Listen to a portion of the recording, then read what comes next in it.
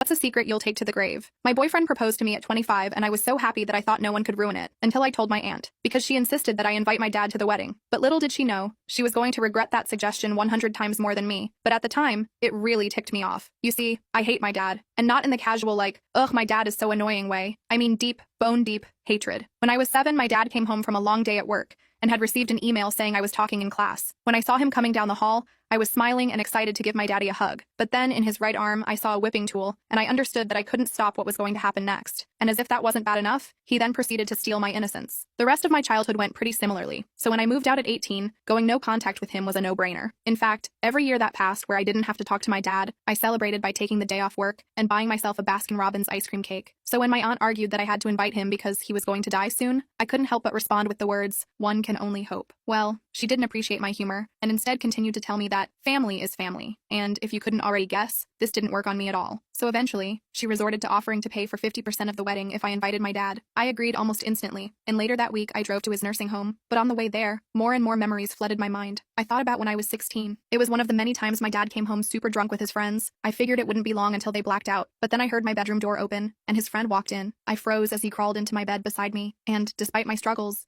well, and when I told my dad the next day, he told me to stop making shut up. It was a memory I thought I had mentally deleted, but I guess not. So when I came face to face with pure evil, my dad, I was filled with resentment, but he just stared at me blankly before saying, "Charlotte, I missed you. This would have been fine, except Charlotte isn't my name, it's my cousin's." I reminded him I was his daughter, and he spouted some gibberish before laughing and telling me to stop kidding around, because he never had a daughter. This made my insides boil with anger. There was no way that effing imbecile had forgotten me, right? But when I tried to jog his memory with the years of pain he inflicted, his eyes remained glossy and he told me to stop with my vulgarities before asking me how my aunt was doing. I had to stop myself from slapping him before walking out. My mind was spinning, because not only had that piece of crap spent 18 years treating me like a human punching bag, but he had forgotten it too. I told my aunt to keep her effing money and did what I should have done all along. I went back to the nursing home in the middle of the night. It was pretty run down, and I could tell the carers didn't actually care about their patients. So when no one was looking, I shoved a pillow over his ugly face until he stopped breathing and walked out. So my wedding was, in fact, the best day of my life.